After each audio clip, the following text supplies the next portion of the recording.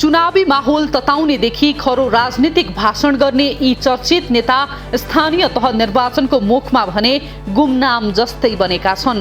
कहिलेकाहीँ सार्वजनिक कार्यक्रममा मात्रै देखिन्छन् र भाषण गर्छन्।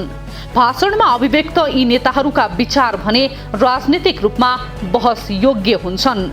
अघिल्लो पटकको स्थानीय तह निर्वाचनमा मात्र होइन, प्रदेश र संघीय निर्वाचनमा पनि यी नेताहरू चर्चाको शिखरमा थिए। प्रखर भाषण कला भएका उनीहरू यसपटक भने गुमनाम जस्तै देखिएका हुन्, जसका कारण निर्वाचनको माहौल त्यति नतातेको आभास कतिपयलाई भएको छ। यी मध्येका एकजना नेता राष्ट्रिय जनमोर्चाका अध्यक्ष चित्रबहादुर केसी झर्रो भाषामा खरो राजनीतिक टिप्पणी गर्न खप्पिस छन्। केसी संघीयताका कट्टोर विरोधी हुन्। उनी संघीयता खारेज नगरिए देश दीर्घकालीन द्वन्द्वमा जाने मत राख्छन्। केसी उनै नेता केसीले नेतृत्व गरेको दल जनमोर्चा 5 दलीय गठबन्धनमा त छ, तर उनी भने चर्चामा छैनन्। गठबन्धनमा रहेको दल कांग्रेस सभापति शेरबहादुर देउवा त प्रधानमन्त्री भएकाले त्यसै पनि चर्चामा छन्।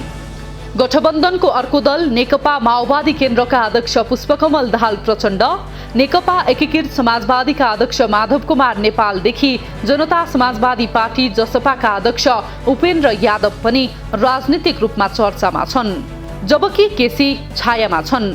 यही वैशाख दोस्रो साता गठबन्धन दलहरूबीच भएको तालमेलबारे असन्तुष्टि भने जनाए उनले।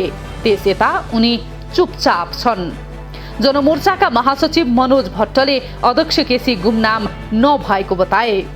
हाम्रो पार्टीको गतिविधि नै त्यति छैन, चुनावी कार्यक्रम पनि खासै छैन, फेरि उहाँ यसपटक संसदमा हुनुहुन्न, त्यही भएर गुमनाम भएको शुभेच्छुकहरूलाई लागेको हुन सक्ला, तर त्यसो होइन भट्ट भन्छन्। उनका अनुसार केसीले 23 वैशाखमा काठमाडौँमा हुने गठबन्धनको संयुक्त चुनावी सभालाई सम्बोधन गर्नेछन्। धेरै कम्युनिस्ट नेताहरूका राजनीतिक गुरु मानिन्छन् केसी। उनको इमानदार र निष्ठावान कम्युनिस्ट नेताको छवि छ।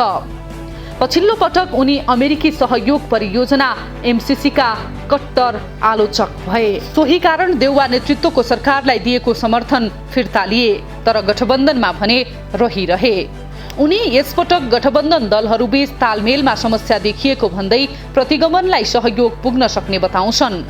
एमाले अध्यक्ष केपी शर्मा ओली सरकारमा हुँदा भने पटक पटक तीखो आलोचना गरेर केसी चर्चामा रहे।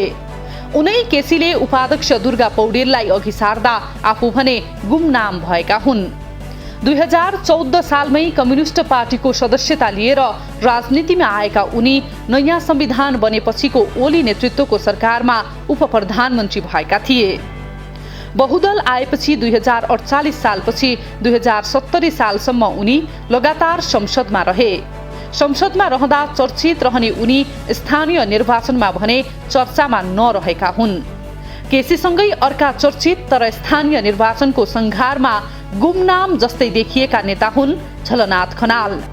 एकीकृत समाजवादीका सम्मानित नेता खनाल 15 माघमा संसदबाट एमसीसी पारित गर्ने प्रक्रिया चलिरहँदा भने निकै चर्चामा रहे।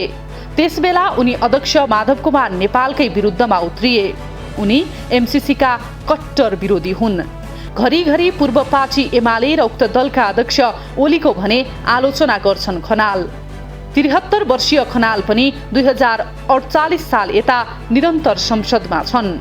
राष्ट्रिय राजनीतिमा प्रभावशाली उनी 10 दिन अघि गिर जिल्ला इलाममा भएको पार्टी प्रशिक्षण कार्यक्रमपछि सार्वजनिक मञ्चमा देखिएका छैनन्।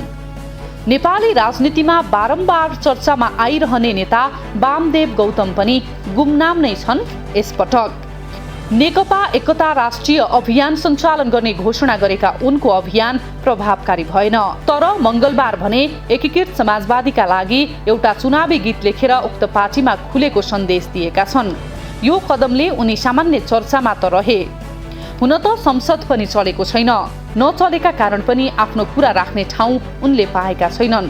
फेरि कुनै पार्टीमा उनी छैनन्। पार्टीमा नहुँदा पदीय जिम्मेवारीमा हुने कुरा हुँदैन, जसले गर्दा बोल्ने प्लेटफर्म नपाउँदा पनि गौतम चर्चामा नआएका हुन्।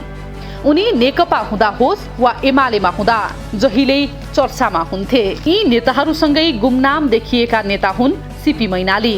नेपाली कम्युनिस्ट आन्दोलनको कुरा हुँदा मैनालीको नाम नलिए कम्युनिस्ट इतिहास अपुरो हुने बताइन्छ, किनभने उनी चर्चित झापा आन्दोलनका अगुवा हुन्।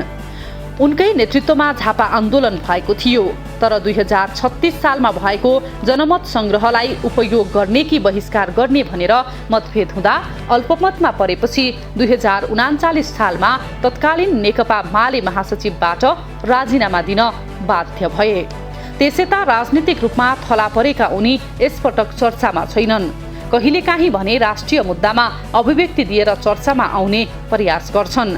राम्रो भाषण कला भएका उनी झापा 5बाट 2048 सालमा एमालेबाट प्रतिनिधि सभा सदस्यमा निर्वाचित भएका थिए। त्यतिबेला झापा 6बाट प्रतिनिधि सभामै निर्वाचित ओली भने यति बेला राष्ट्रिय राजनीतिका सर्वाधिक चर्चित पात्र बनेका छन्। मैनाली पछिल्लो पटक गएको मङ्सिरमा काङ्ग्रेस महाधिवेशनलाई सम्बोधन गरे यता सार्वजनिक मञ्चमा देखिएका छैनन्। उनी प्रदेश संरचना हटाउनुपर्ने र प्रत्यक्ष कार्यकारी प्रमुख हुनुपर्ने पक्षमा छन्।